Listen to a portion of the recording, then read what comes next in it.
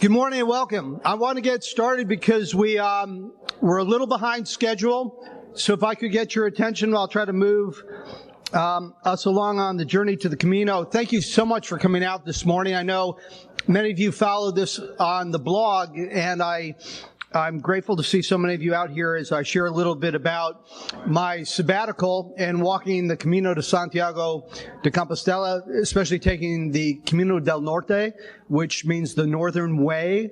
It's also known as the La Ruta de la Costa. And so we'll kind of move along here. And God willing, all of this will work. Technology, the only thing certain about this is it always fails, especially a guy like me. The Way of St. James is the most frequently traveled pilgrimage path left for Christians in the world. During the Middle Ages, the three big pilgrimages were to Jerusalem, Rome, and Santiago. And so very few people make a pilgrimage to Jerusalem anymore. I mean, they might go over as a group, but no one walks there generally from Europe all the way to the Middle East anymore. And then Rome, very few people make a pilgrimage on foot all the way there again. But Santiago, about 200,000 people plus walk that Camino every single year. Only a fraction of them finish it. Most of them just walk for several days. It's very common among Spanish families to go walk it for a few days. Most Spaniards who walk the Camino walk 1 week at a time, and over a period of 4 or 5 weeks or 5 years, they complete the entire Camino. They just pick up where they left off. About 1 in 20 walks the Camino as a true pilgrim. What I mean by that is walking it for, number one reason, an overt spiritual reason for walking. At the end of it, excuse me, could I ask the folks out there, please, to not have conversations? It's distracting. At the end, when you go to get your certificate, if you've walked at least 100 kilometers, you can get what's called a Compostela. And that is a certificate showing that you have actually walked it. They will ask you the reasons. If you say, I'm doing it for, I love nature, you get one kind of certificate. If you say, I'm doing this as a religious pilgrim, you get a different one. And so this is what you get after about 500 miles of walking. You can actually probably pick up something like this nicer without having to make the effort, but it is a really nice token to have at the end of it. Many walk it for exercise. Many walk it because it's a beautiful, inexpensive way to see Europe. Many walk it because it's kind of like a movable feast. I mean, if you get 4 or 5 friends and you're walking and you're eating wonderful food and drinking at night, I mean, life doesn't get better. It is really like Hemingway's movable feast. Walking this is over 1,000-year tradition. Now, what is it all about? St. James the Apostle, known in Spanish as Santiago, is the only apostle said to be buried in Western Europe.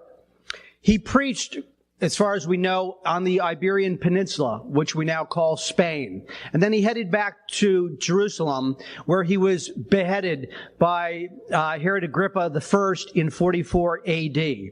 His disciples carried his body to the coast, and then legend has it, and this has got to be a legend, they took his body and transported it on a boat made of stone. So you get that point. And they arrived on the shores of the Iberian Peninsula, which was a place that St. James loved and loved the people. They passed by the Pillar of Hercules, known as the Straits of Gibraltar, and angels guided the boat safely to the shore near Finisterre. They actually arrived at a place called Muxia, and you'll see pictures at the very end of this. The queen, the local queen, Lupa, provided an oxen team to transport the body inland and a marble tomb in which to place it, along with the bodies of 2 of his followers, the followers of Santiago, who died. And then it was all but forgotten. This had taken place in the 1st century, and it wasn't until around the 9th century that a hermit named Pelagius had a vision under a field of stars, and that's where we get the word Compostela, which means field, campo, stella, stars. So under a field of stars, he had this vision. Here is the body of Santiago, and his followers. They dug, they found 3 bodies. He shared this information with the Bishop Theodomir, who declared this indeed to be Santiago. And then he, in turn, as a bishop, shared this news with the king of Asturias. To this day, all the kings of Spain begin as Prince of Asturias.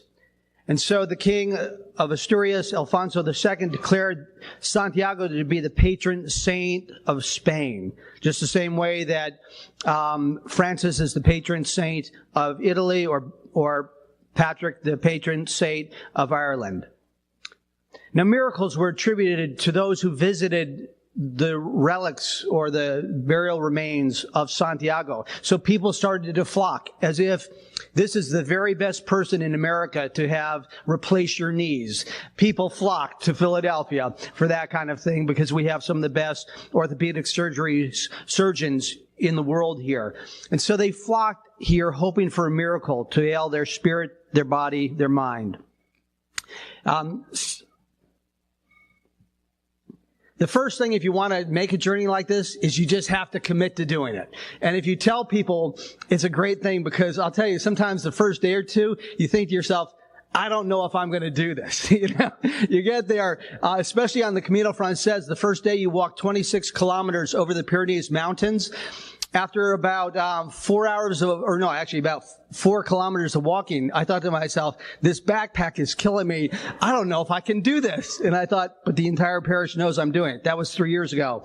The same thing on this journey. It really helps to have others expecting you to finish. Now, someone asked, where is the Camino? There's a book that someone gave me as a gift called the Caminos de Santiago. That's plural. Caminos, ways, paths, roads to Santiago. So you'll see here what look like varicose veins running through Europe. And I've met a former professional soccer player who walked out of his door and began hiking and got to the nearest artery, so to speak, of the Camino in Holland and walked all the way down. By the time I met him in the very northeastern part of Spain, he had already walked 1,000 miles and had 500 more to go. His wife was rather livid with him that he was away so much. And I asked him, what's it like after having walked 1,000 miles? He said, you don't even pay attention to the scenery anymore. I thought that's a terrible statement. But you can see you can come down through all sorts of parts of Germany, France, Holland, Italy. And if the map were larger, you'd see many more arteries. Here, it's just showing you the main pilgrimage sites from France. You'll find, and I'll go over those in just a second. When we speak about the Camino, you have the Camino Francés. That's the most popular one. I'd say 19 out of 20 people walking the Camino probably walk the Camino Francés. The Camino del Norte, which I walked this time to have something different, is known as more rigorous, less well-marked, fewer albergues and posadas, refugios and hotels to stay at. So you have to be a little more careful as you're walking, make sure you will have a place to stay for the night. And because it was more rigorous, I figured, look, I'm turning 56 this summer. Do it now. It's only going to get tougher with each year. The Camino Primitivo, which I hope to hike next, that's only like a 10-day hike. It's an easy one to do. The Camino Inglés is about a 5-day hike that comes down from Ferrol in the northwest of Spain, goes right down to Santiago. The Via de la Plata is the silver way that takes you up from Seville, my favorite city in Spain, straight up to Santiago. But the stretches are very long each day. There's very, very few people on it. A fellow who I met who had just finished walking it said on the average, he was the only person in the refugio every night. And on a big night, there were 2 other people there. So if you wanted to go and speak Spanish and meet a lot of people, that's not the one to do, except in the night times when you get to a place. And it's extremely hot, so you don't want to walk that ever in the summer. The Camino Mudéjar takes you from Cadiz to Seville, and then you can continue on the Via de la Plata. The Camino Portugués, there are actually several Caminos that come up through Portugal and arrive in Santiago. So these show you some of the main routes. The Via de la Plata from the south, from Seville heading north. You have, in France, you can start, and you can't read these names probably up there, but you have a Camino that starts from Paris, one from Vézelay, one of the great monasteries of the Middle Ages, from Le Puy, extremely scenic. If you're going from France, I would start there, and from Arles, going across the south of Spain. All connect in one point, and from there on out, it's called the Camino Francés, because the four major arteries from France connect into that one and move forward from there.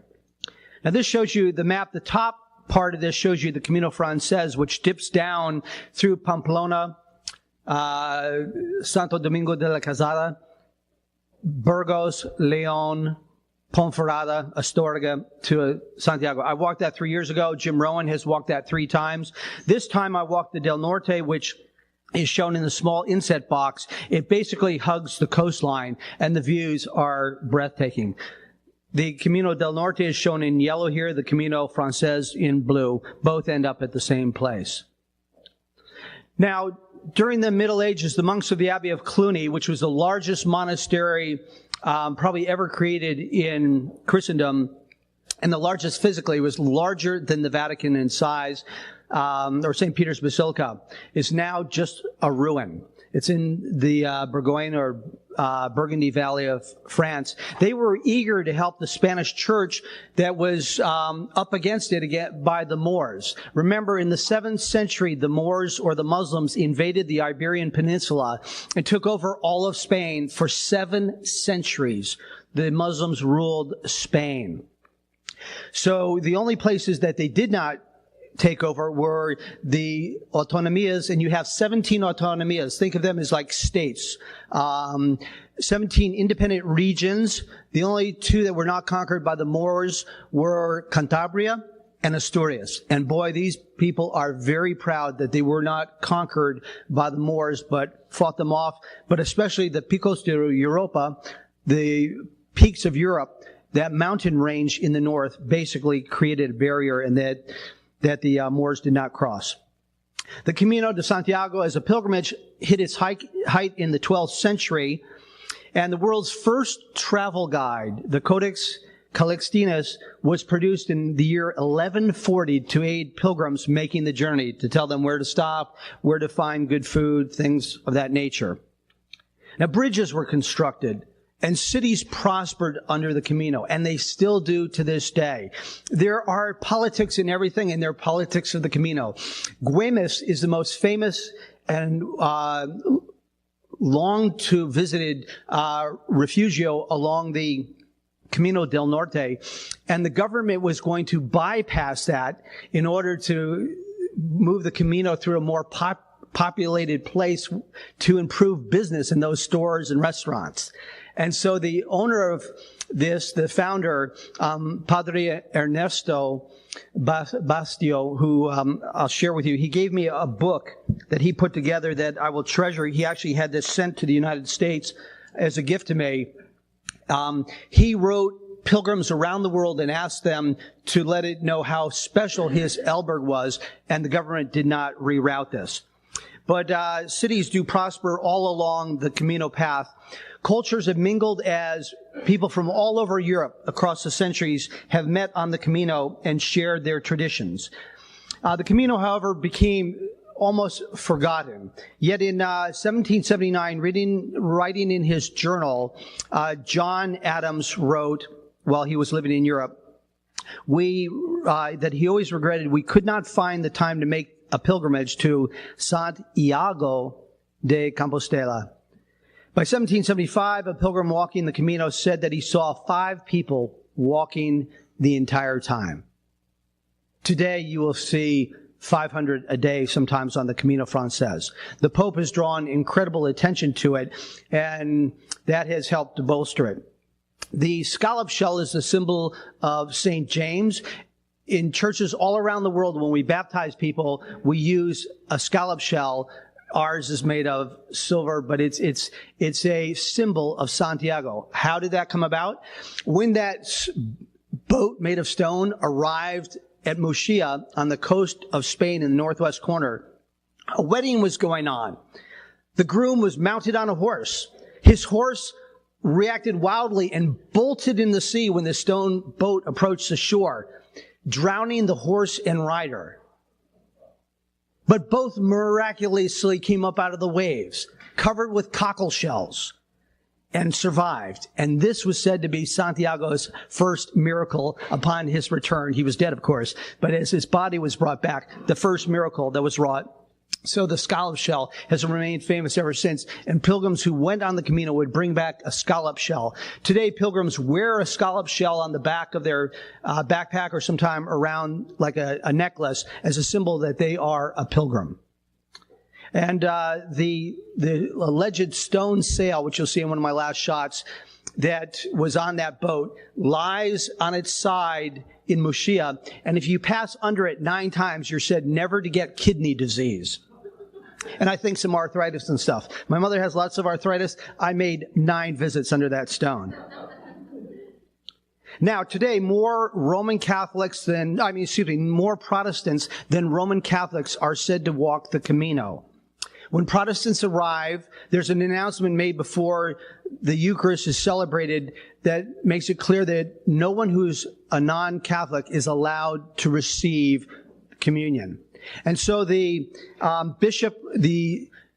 Episcopal Bishop of Spain, it's called the Iglesia Reformada Episcopal de España, is trying to create an Anglican center in Santiago to welcome Protestant pilgrims, where the Eucharist can be celebrated and everyone can receive, and where a celebratory meal can be helped. As my penance for getting to know him and walking the Camino, they've made me vice president of this effort.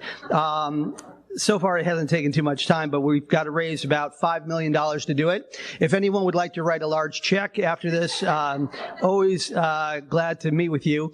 But this will be a worldwide Anglican initiative. And so one of the things we hope to do is create a place where pilgrims can come throughout the year and study a course on Spanish mysticism, the 3 religions, that's Christianity, Judaism, and Islam, which were allowed to flourish to some degree in cities such as Cordoba and Toledo and other parts of Spain during the Middle Ages. A great model of what the world needs today. Respecting each other's religions, flourishing, and having an open-minded, tolerant view of religion and of the world. Now, the Anglican Center could be a great contribution. If you go to Jerusalem, there's St. George's College, an Anglican study center. If you go to Rome, there's the Anglican Center in the Pampa d'Orfilia. And if you go to Santiago, there's nothing. So these were the 3 main places to go during the Middle Ages as a pilgrim. This is the one that lacks an Anglican center.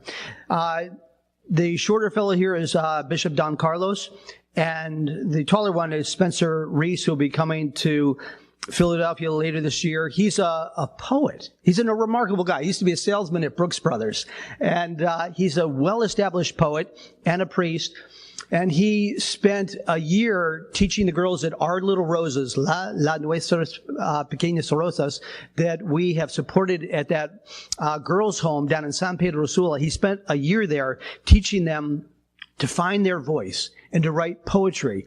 All of these girls were abused physically or sexually as children. They have a powerful voice. And now a movie's been made of this, and they hope to take it to the Sundance Festival.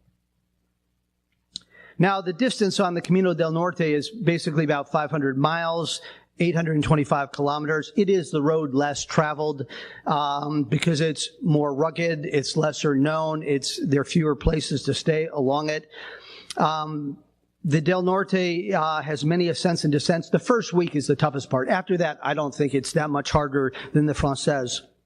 And interesting, the main guidebook is written by 2 Americans. This is the main English-speaking guidebook because the Germans have incredible guidebooks that are very specific. But this one, the Camino, the Northern Caminos, that includes the Norte, the Primitivo, and the Inglés, is written by Laura Perazzoli and Dave Whitten. And Laura and I ran into each other. She was going over, every year they go back and they check on the albergs, restaurants, all sorts of things.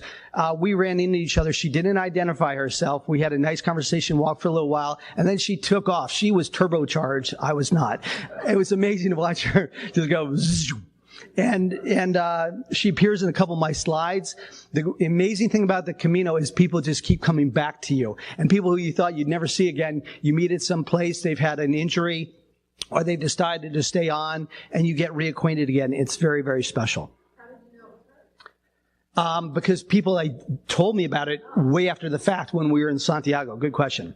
So as you walk the Del Norte, you pass through the Basque country and Asturias and finally into Galicia. You walk through 3 of the autonomías.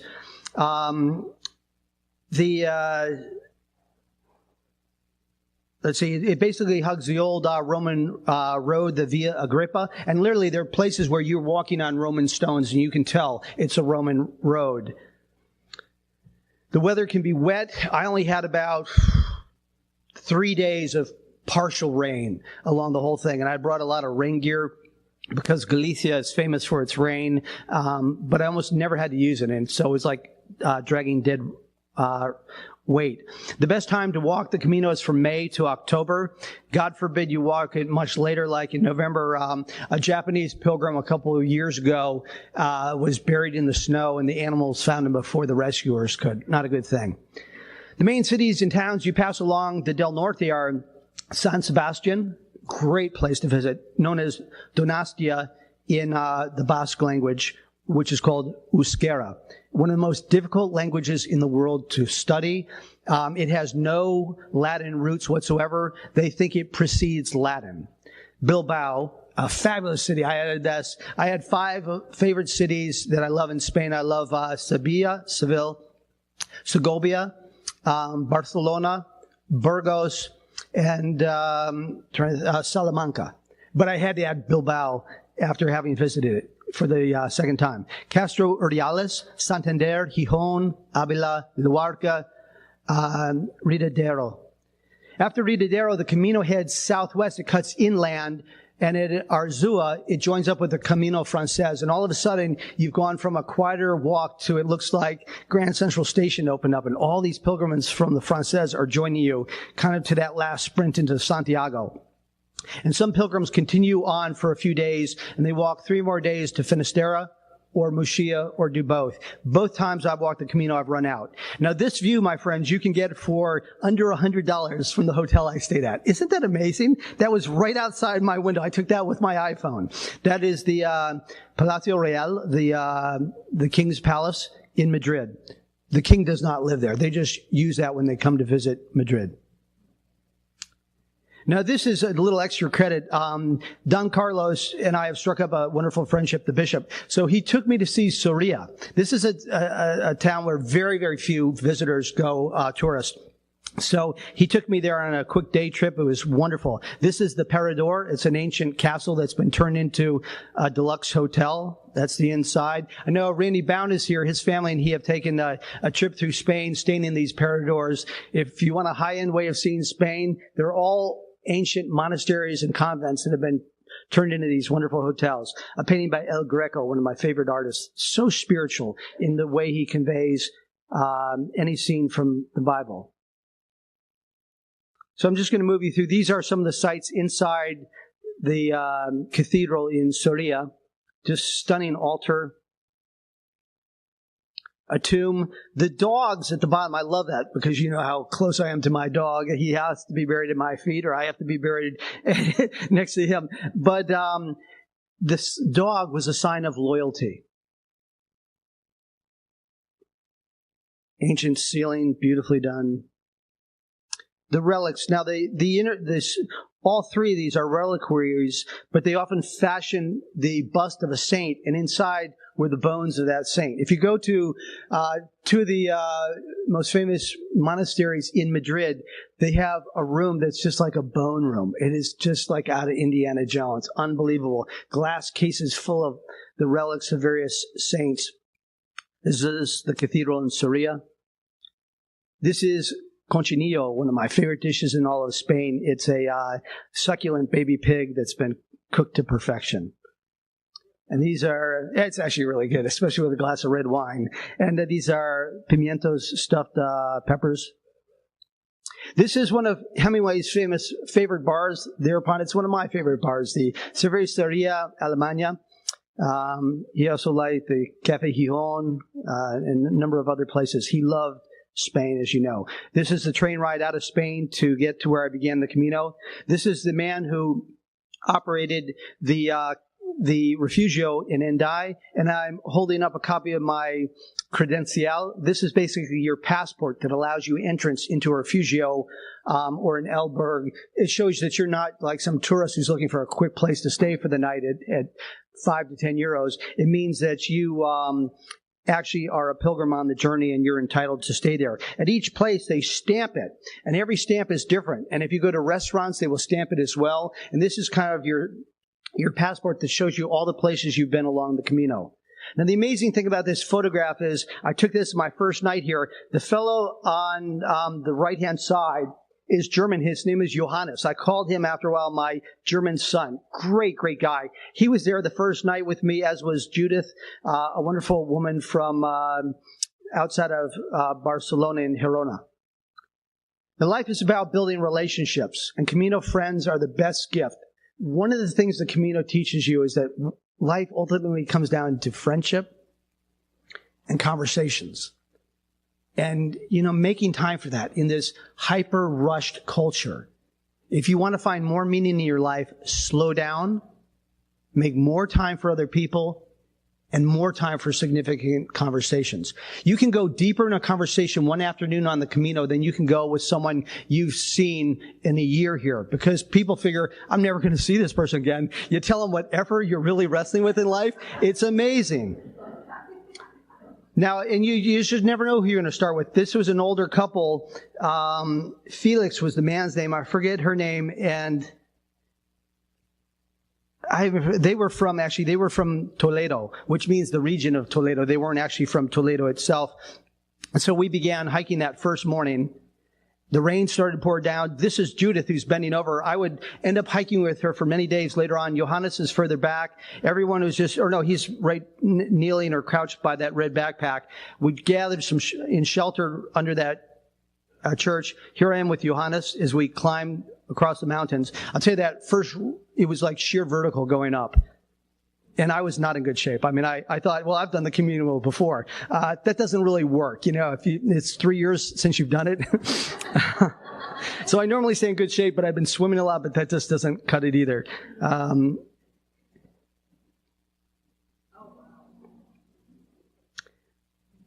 There's Judith and Johannes fleeing. Now, this is a Carlist tower there from the Carlist Wars that still remains. And then all of a sudden, the road opened up, the sun came out, and we're at the coast.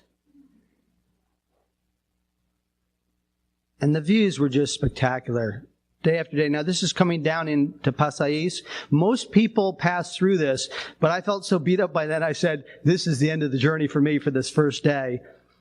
I actually fell coming down here. There's a rope handhold there that you can grab onto.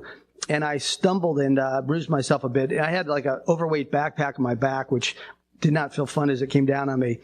But then I came down into this beautiful area where Pasais is, and then I got this. And I'll tell you, food never tastes so good after hiking like that. These are called bolas, which are either pieces of meat or fish that are surrounded in dough and deep fried. And the Spaniards don't have a great selection of beer, but I'll tell you, it always tastes great after a hike like that. I was a wedding crasher. I was in the crowd as the bride and groom came out of this little church there. And so you really feel like you enter into culture there. This is Pasais. And the albergue is up at the top of the hill. There's a church there. The albergue's right inside, right next to the church there. This is the town. You think it was a nondescript town. And this is the thing that I felt like I had somewhat of a gift for this. A lot of people are just rushing through this stuff too much. But it turns out this is where the Marquis de Lafayette embarked to go to the United States to help support Washington during the War of Independence here, the Revolution. And it was from that little port that he left. This is also where Victor Hugo came and spent a month. And so I went to visit his house there. This is his bedroom where he stayed. And this is a pen and ink drawing that he made while he was there. This was dinner. They're called boquerones. They're really boquerones fritos. They're little anchovies or sardines that have been deep fried. You eat them, bones and all. Quaff them down with a little beer. And this is how you get across the way as you make your way on the hike to San Sebastian, which is a couple of kilometers further up over the mountains. Rowing's a great big deal there. It's like Philadelphia. And so I saw some boats going by while I was there. It is the great sport on the North Coast. It's also a huge shipbuilding area. This museum shows you how boats were once made back many years ago. So some of the Camino lessons are: commit to a journey. Commit to anything you're going to do. Write it down. Tell people it's more likely you'll do it. Prepare for the journey. Preparing is half of it. Figuring out how to get most of your life in a little sack like this. What you need to have. You have to pare down things. And one of the greatest gifts I came back with is you can live with a whole lot less.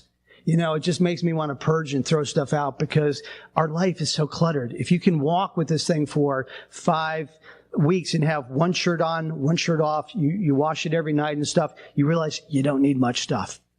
Simplify your life and you'll find much more joy. Become a pilgrim. A pilgrim is a way of going through this world, realizing that God's with you at every moment. Walk with God. And there's something just spectacular about that. Walking with God and having conversations throughout the day. You know, look, I grew up in the suburbs. This was so cool. I spent most of my life in the suburbs just to see all sorts of wildlife here. Every day you're so up close, it's like being in a zoo. Handsome, isn't he? This guy just sticks his head out of the ferns to welcome us. Shaggy.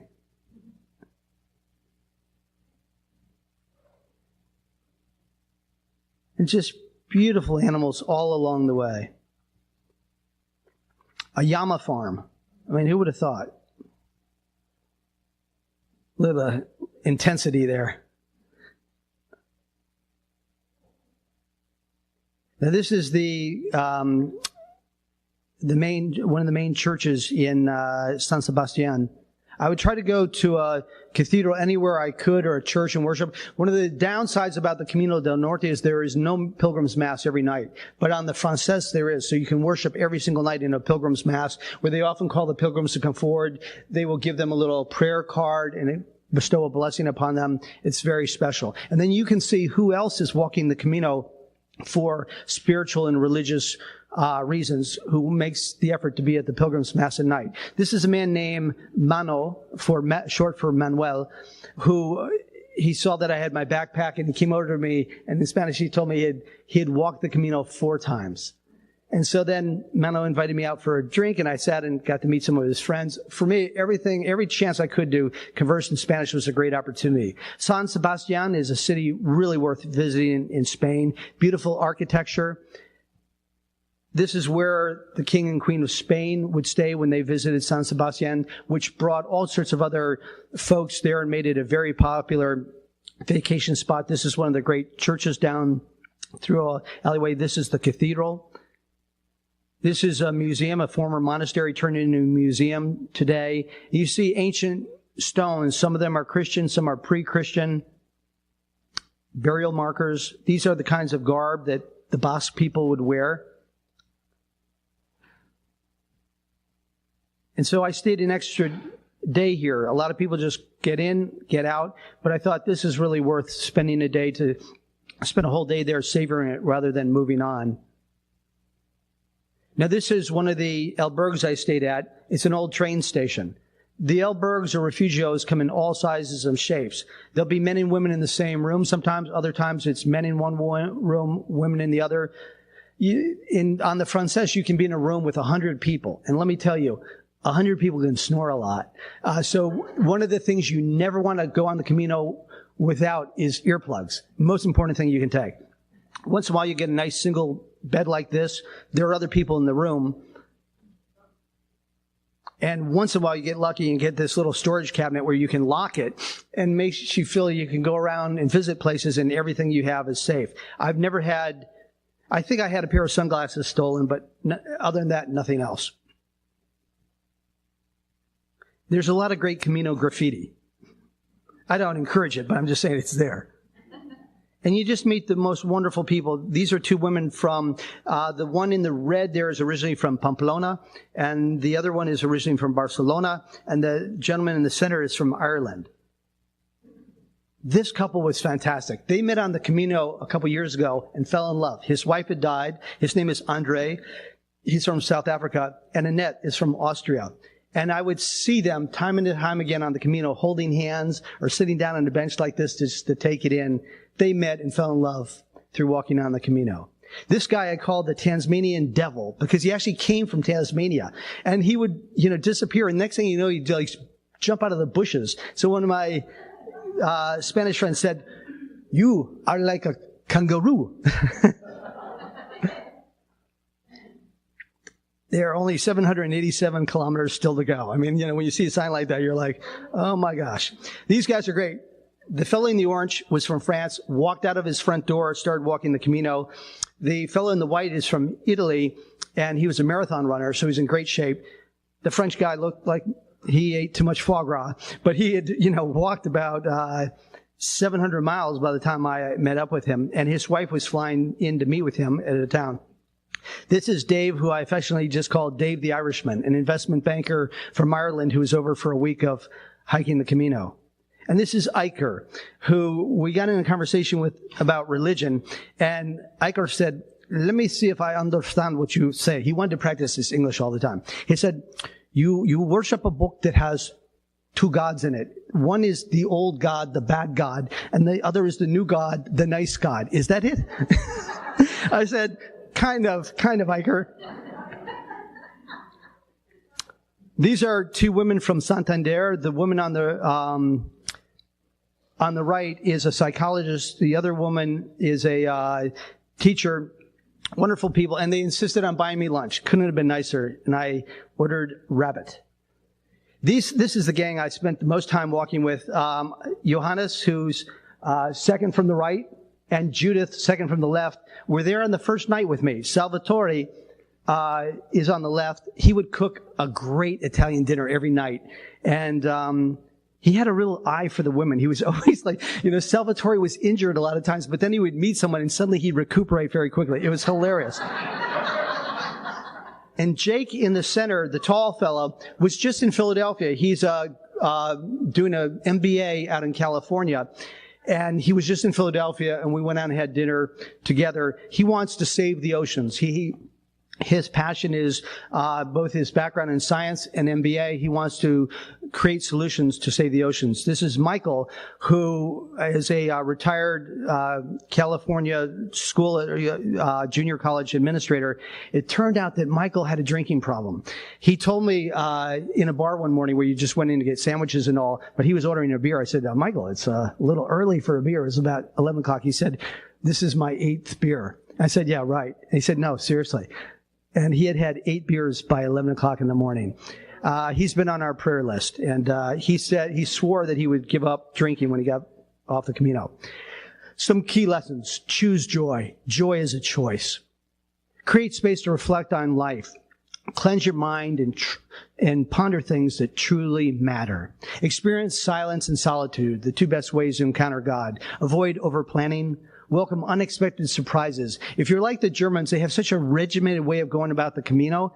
But what's great is if you're willing to take a surprise and get off the Camino or something that comes up, you stay an extra day. It makes all the difference. But that's like a philosophy for going through life as well. Let people come and go. People will say, "I'm moving on," and you might want to stay in that city or town, but you'll see them later. And so people come and go through your life as you do. Walk in a relaxed manner. That way you don't get blisters and all. You walk at your own pace. But all of us need to find a way to walk through the journey of life at our own pace. This is a town we were entering. Had a hot soup for lunch, but it was just delicious. And cider, a bottle of cider there. This is the view from the town from the outside.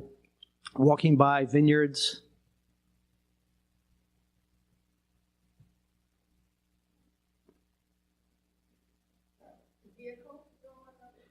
Sometimes, yes. Sometimes you have to make way. And then occasionally we'd go out and shop for groceries and cook a meal together. By and large, I eat at Pilgrims restaurants and stuff. You can eat and have a great meal for €10.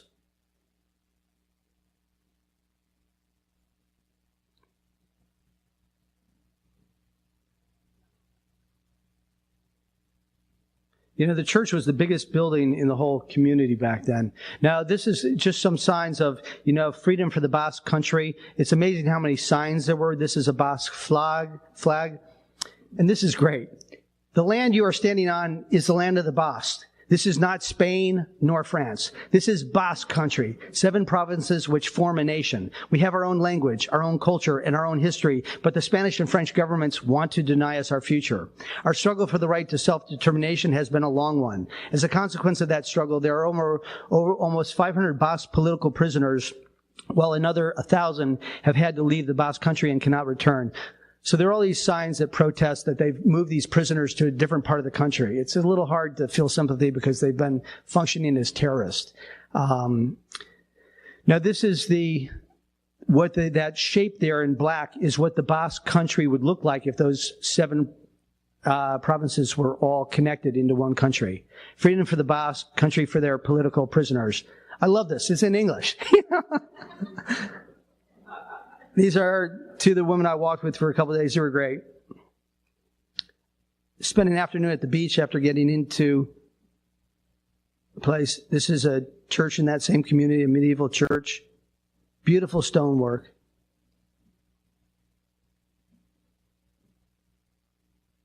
And each night, I was walking during the European Cup.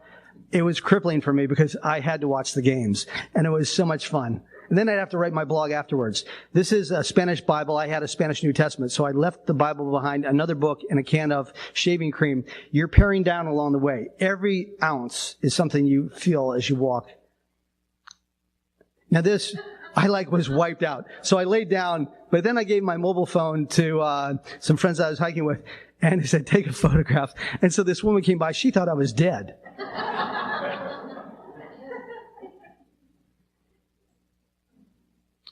Beautiful ceilings in the churches.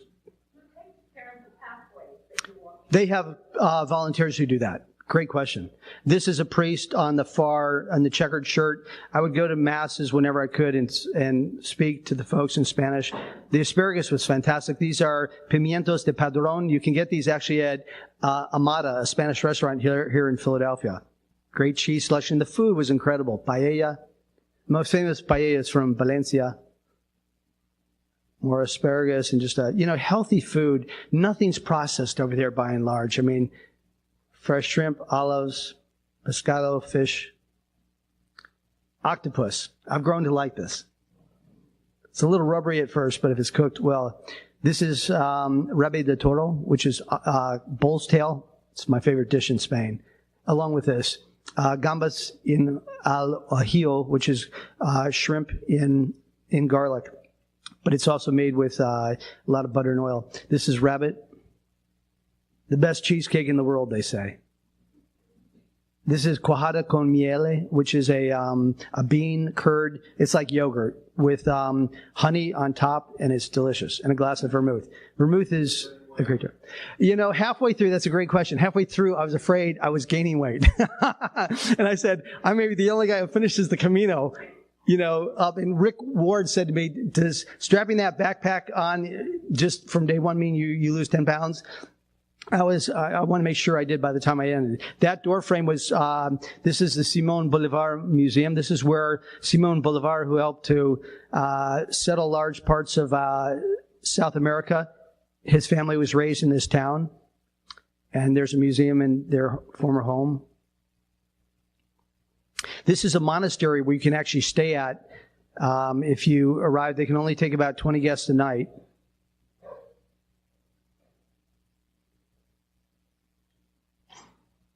There are forks in the road. You constantly have to read your directions. This is the man who wrote for the New York Times, who published the first article about the bombing in Guernica, which we pronounce Guernica, which is where during a market day, and this is the museum on the left-hand side, it's the Museum of the Peace, dedicated to the bombing of Guernica. Hitler's Condor region was recruited by Franco to bomb during a market day. They didn't hit any of the military targets. They only went for the people coming out to the market. And people came from all over to that market to get things and bring them back to their village, killing women, children. It was the first incident we really have in history of a mass destruction of civilians. And this is, of course, Guernica or Guernica, the famous painting that Picasso did. This is just a depiction of it.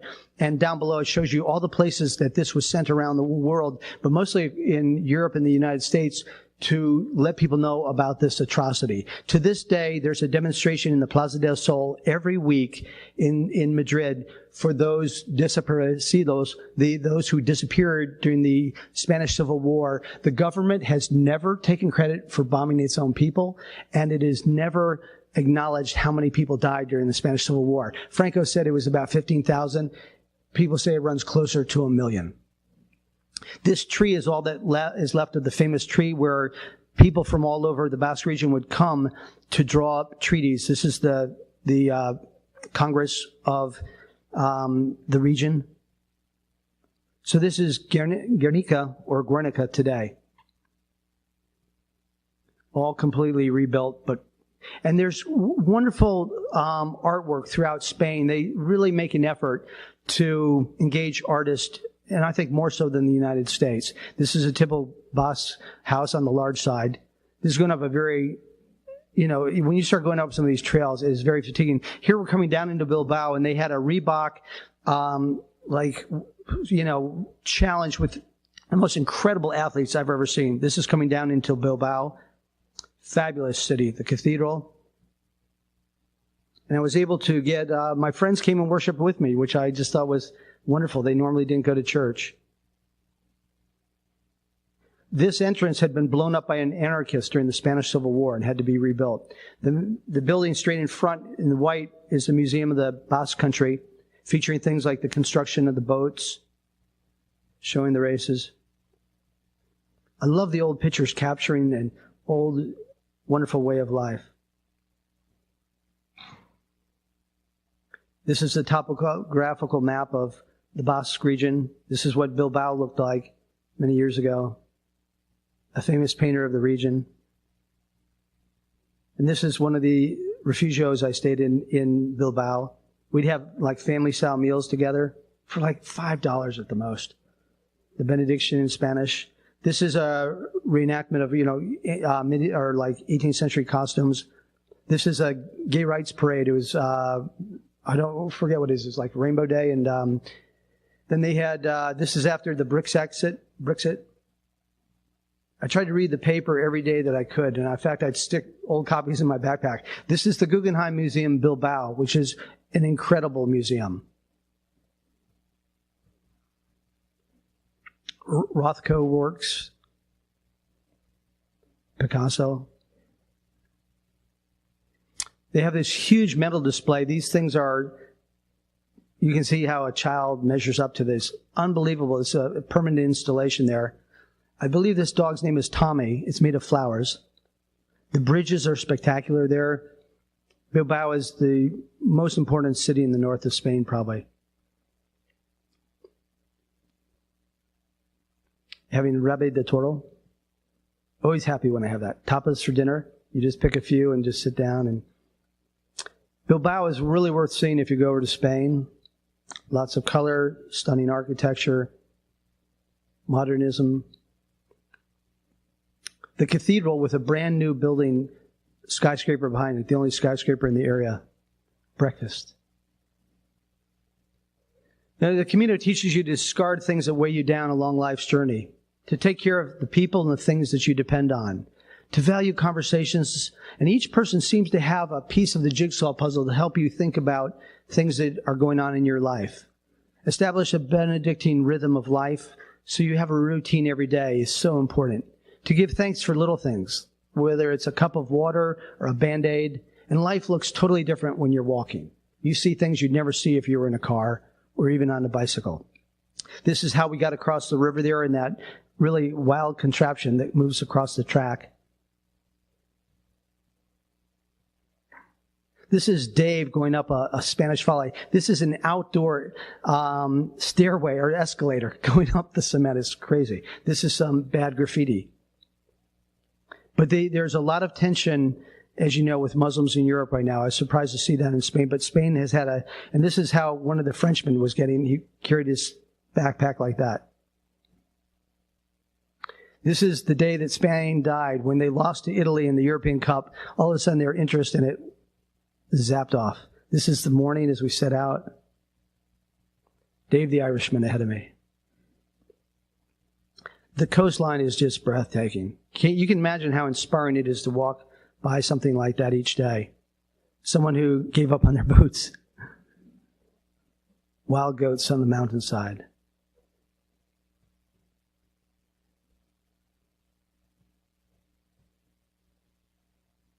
And then you see little sanctuaries to the Virgin Mary as you walk along.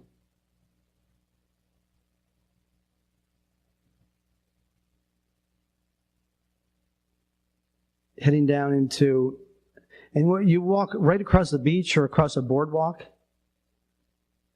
This is Castro Urdiales. Beautiful architecture, summer resort place. It's one of my favorite shots. This is the old cathedral there, the Bull fighting stadium, right across from the Elberg. The castle now turned into kind of a museum. And then they had an arts performance going on. Just sat there and had a meal and just enjoyed watching. It was terrific. And then as I headed back to the refugio, I ran into this gentleman who is the historian of the community. So we met for breakfast the next day. He gave me a couple of souvenirs, including a World War II American compass. And he shared with me the history of Castro Urdiales. This is, instead of getting your mail alone every day, you also have your bread delivered to your door. And this is what a typical path looks like that you walk. Some of the great buildings along the way.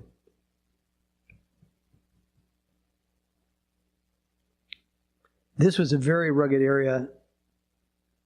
This gentleman, they used a skid to, and this is one of the albergs we stayed in. They had some beautiful country estates and homes. So you have a mental challenge every day of just kind of gritting through things. You're in your new environments. You escape technology. It is such a joy to have very little email communication. You learn the value of community and just you become engrossed in nature. And I think we all know how much nature can speak to us. Celtic spirituality revolves a lot around engagement with nature, as does Franciscan spirituality. And so here I'm approaching Santander, where I will meet good friends, Betsy and Bill Flavel, who are members of our church. Their daughter Lynn this is an Italian pilgrim I walked with, has married a Spaniard named Charles Schwab, who's become a good friend, and he's a professional guide in Spain. The stonework is incredible on these old churches. Lots of surfing on the north. This is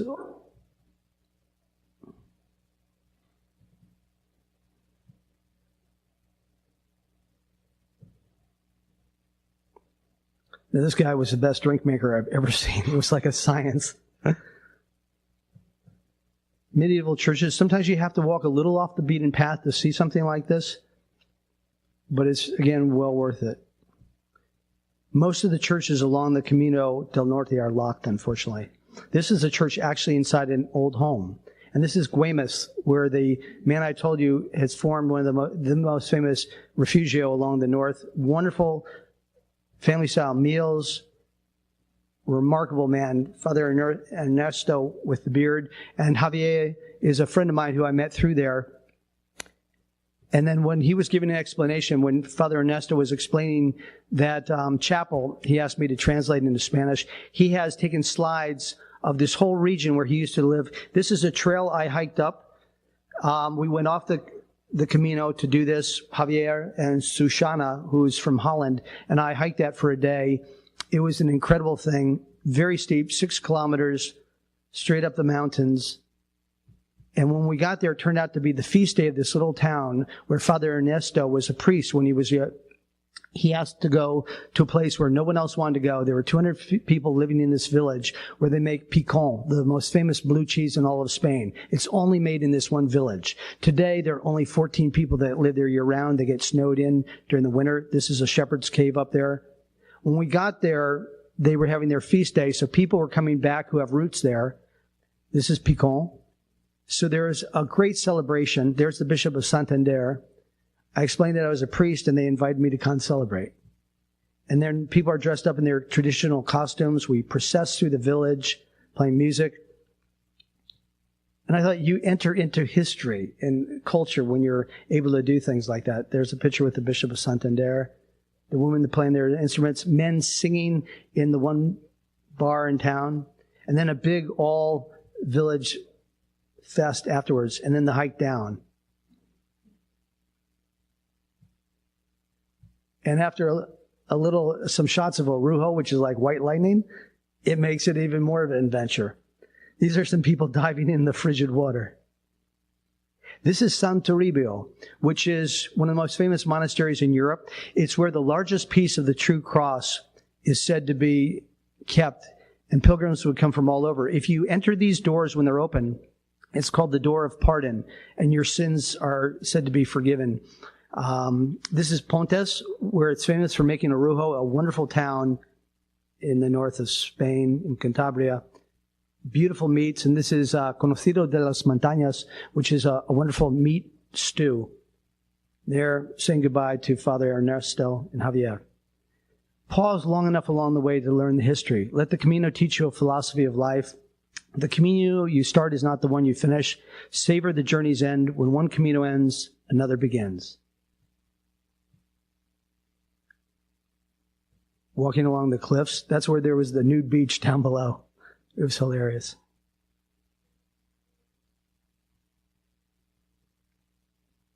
This is the ferry that took us over to Santander.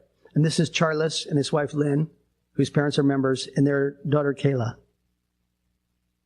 We had a wonderful lunch, and then Charles and I headed out for a day of walking on the Camino. This is the Cathedral in Santander. These are signs, you see, these are somewhat rare because the Scallop Shell marks where the Camino goes, and the cross marks the pilgrimage path to San Toribio. In that case, both cross together. This is taken at the backside of their home. Bolas, which is a famous bowling game in the north of Spain. You can go across bridges, train trestles, all sorts of things. This is Santiago del Mar, one of the most picturesque towns in all of Spain. It's called Three Lies. Santiago del Mar means the saint of the fat place near the sea, and it's neither. There's no saint associated with this town. It's not flat, and it's not near the sea. But it's just stunning. And they also have here a museum of the Inquisition. So this is a rack used for stretching bodies. This is an uncomfortable chair if you thought you had an uncomfortable chair with nails. And this is a little headgear. All ways to punish used during the Spanish Inquisition, which started, I believe, around 1100 and ended around 1800. It was brutal. It's the worst, one of the worst episodes of Christian history. I constantly saw houses like this, and I thought if I could ever live a dream, it would be fixing one of them up. Here's a monastery where I stayed, and I call this the monk from hell. He looks really scary. And this is the refugio. I thought I was staying in the monastery. This is where I stayed instead, and the quarters were ever so meager. You'd hate to see the bathrooms. But I did worship with the monks, which was wonderful.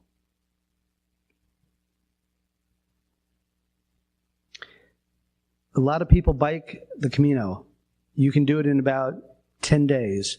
And this is Comillas, one of my favorite towns along the Camino, a beautiful home by the wealthiest people in Comillas.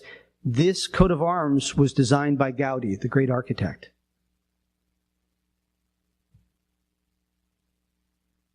And the family traveled through South America and brought back things and created a museum within their home. In this chapel, Gaudi designed the furniture. Modernist art. He designed these pews, for instance. But this is what he's most famous for in the region, Il Capriccio, which is a house he designed. It looks like it's made of Lego. It's the only house, I believe, he designed outside of Barcelona. It has a sunflower motif with all of its tiles, and it was built around this what do you call them? A greenhouse, because the family brought, and he designed these chairs and furniture. The family brought back rare orchids and other plants from South America. These are two fellows from Seville who I had dinner with great people. This is the view from my little posada or hotel room or inn. And if you can speak for an evening with people from Sevilla, you can speak to anyone in Spain because their way of speaking Spanish is very, very different. This is now the town hall, but it used to be where the chief inquisitioner of all of Spain lived. This is the monument to him. He grew up in this town.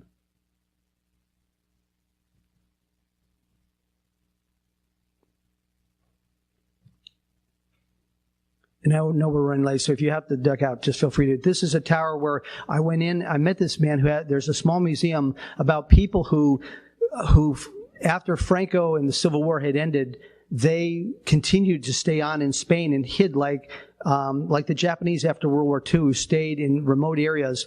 This man actually knew one of the people who stayed in that house I had just shown. This is a museum to the immigration. And these show people who are leaving to go to different parts of the New World. The ships they went on, the suitcases, the posters, leaving Spain for America or South America or Central America. This is one of the most incredible things to walk across. This couple came from Switzerland. I later met up with them and they bought me. Here they are. I walked across that as well. It's much wider than it looks like from that point of view, so it's very safe.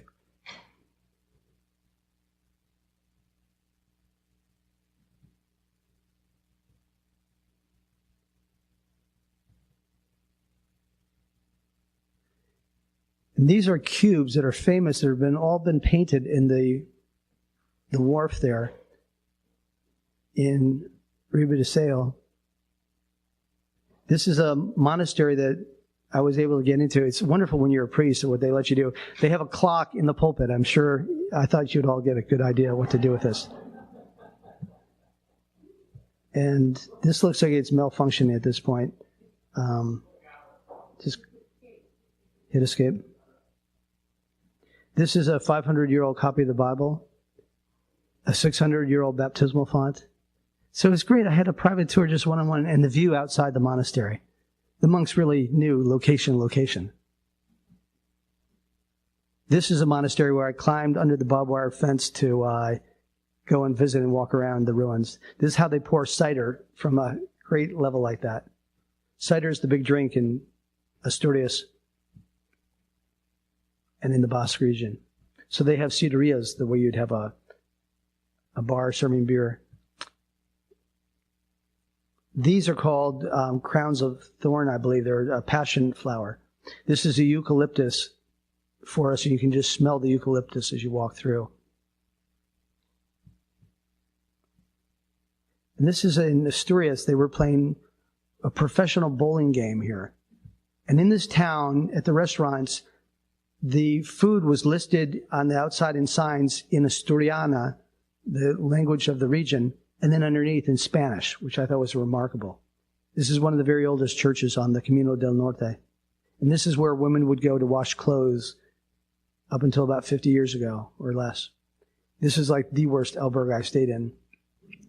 This is Axel, the guy who has like a lot of skin showing there. He was from Hungary. The woman with dreadlocks was from Czechoslovakia, and the two younger people were from Italy. And I just got some fresh food to eat. There's no restaurant in sight. This is an homage to the cider industry. A fellow from Cordoba, who was a waiter, who I got to know and had a meal with there. Went to church. I'd love to have a cross like this designed for our new chapel. It's stunning. It's always a treasure to worship in medieval places. I love this dog. He was quiet. He was yapping like crazy at me. Huge cider cask. It got very muddy in places, which made the walking treacherous. And people would put stones up like there and little markers as kind of a sign. Now, when I got to Gijón, I finally caved and got a hotel room. The view of the surfers outside my room. Gijón was badly bombed by Franco during the Spanish Civil War by the army. This gentleman was actually in wooden boots, wooden shoes. And this is an Italian walker. He wanted to go, he would do nothing modern. So he, as being a pilgrim, he chose, and this is where I caught up with this wonderful gang that I walked with. he would try to do just as a pilgrim in the Middle Ages would. So there are all sorts of different ways of walking the Camino. Will you prepare your own food? Will you eat in restaurants? Will you use email? All sorts of things. Or will you go very, very Spartan? This is a wonderful palace that several of us stopped to visit and take a tour of. Again, a lot of people don't take advantage of this. Ulrich is from Denmark. He's a folk singer, and he actually played Happy Birthday for me. And here, my friends, we hiked for several days, and they helped me celebrate my birthday, and I'll always be grateful to have such great company on my 56th birthday. We came to a beach here. This was my birthday, July 13th. I climbed that little rock up there. And then Johannes was doing some meditation on the beach. We all just kind of relaxed. And then we stayed in this posada for dinner, went out and got pizza for dinner. And they made a birthday cake for me and surprised me. And they had taken candles that they'd used for Kate's birthday in the center and fashioned them into a 5 and a 6. Here we are the next day heading out. Picnics on the beach. This is Luarca. And Charles, my friend Charles Schwab, invited me to join him for a Celtic festival. So he picked me up in Luarca and we drove to Galicia. And there we are at the festival. I think I called it at night at around 3 a.m. He continued. I was exhausted. But the music played like all night. The sunset was spectacular. And that was the theme of that symbol was the theme of the old mill, was the theme for the Celtic festival that year. So the music was playing all night. They harness wind power wonderfully and along the Camino throughout the north of Spain.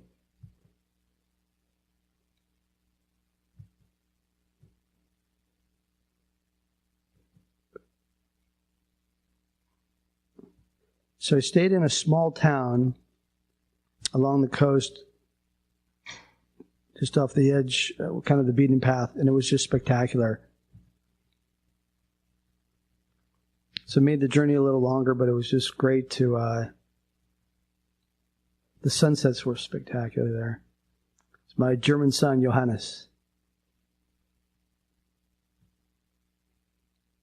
The wind was fierce at times. I felt like I was in a wind tunnel. This is Celtic ruins of a fortress dating back about 1,000 years.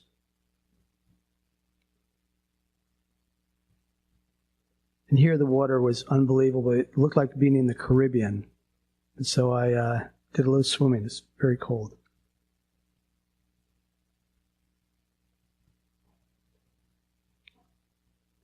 And this is the town where I came. It was their feast day, so they had fireworks going off during the day. But at night, they have people that come from all over who have roots there, and they celebrate and get acquainted reacquaint themselves with old friends once a year. And they played music in the evening. It was just terrific. Singing folk songs. The sunset right behind the Elberg.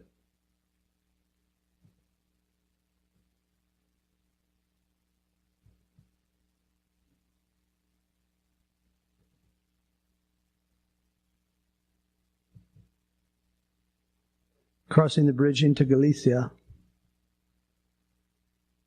So this is the final Autonomia. And this is Ribadeo. This looks like Cape Cod, if you ask me. The architecture here was really interesting.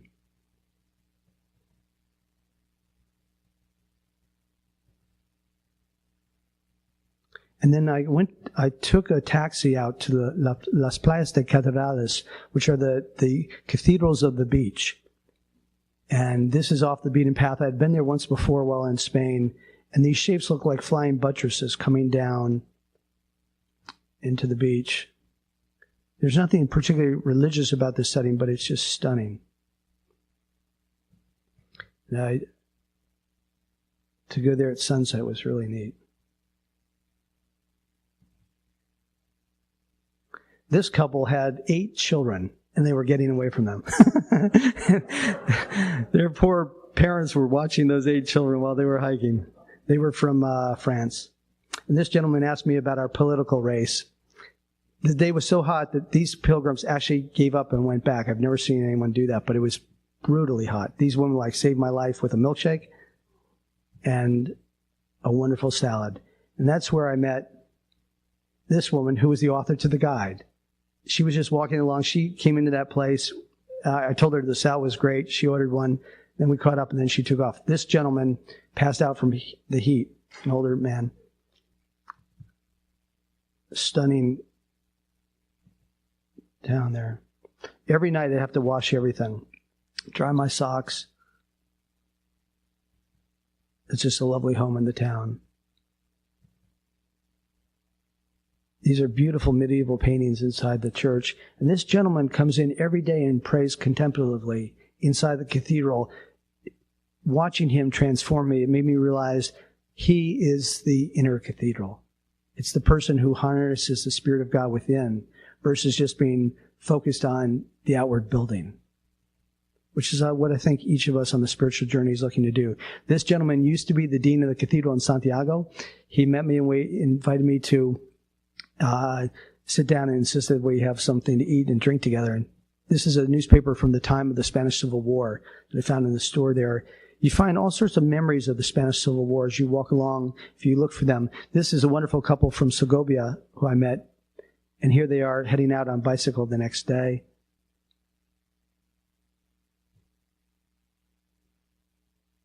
This is a little fruit stand along the way, just all based on trust. You just put some coins in and take what you need. And here I saw, you can see Jake and Judith. So I knew my friends Jake and Judith has passed ahead of me. It's like a great sign. People often etch their names and or leave signs for people to know that they've traveled that way. So just gorgeous color along the Camino.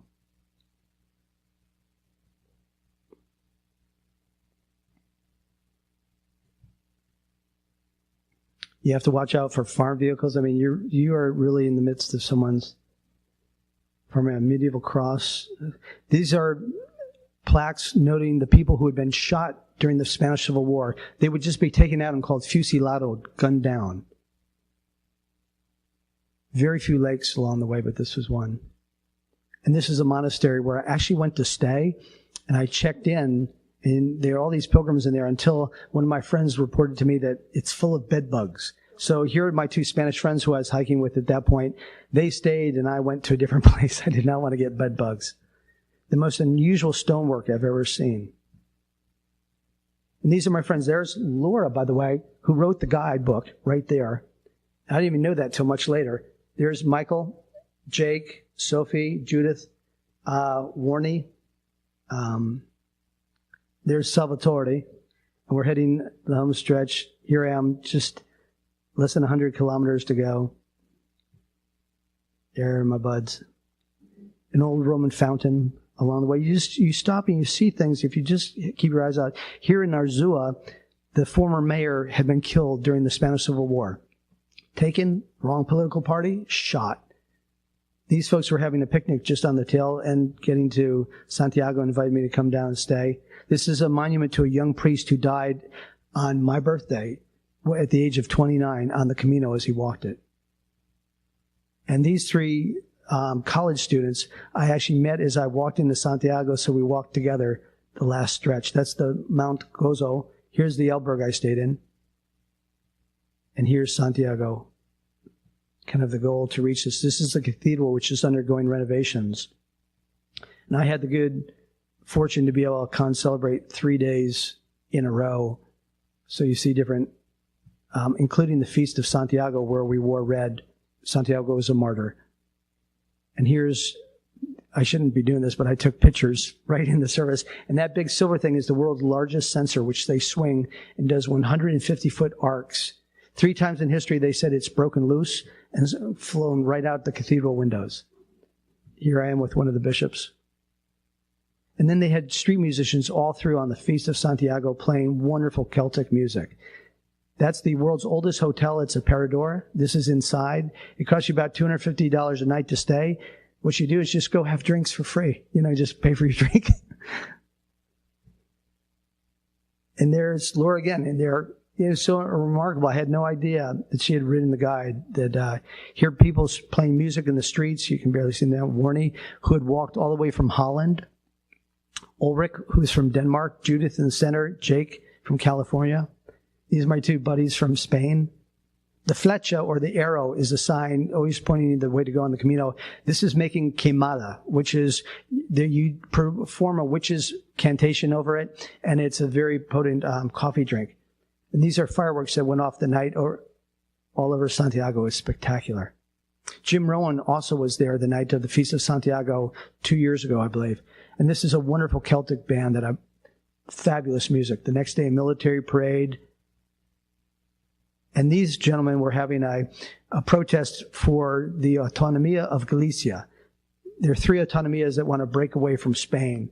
The one we know most is Catalan, where the folks in Barcelona and Catalonia want to break away. That's the legendary sail in Muxia that's from the ship or from the boat of Santiago. If you pass under that 9 times, no kidney problems. And so this is one of probably my favorite place in Spain. This rugged coast, the water crashing against the rocks. It's just a very, very special place to just ponder life.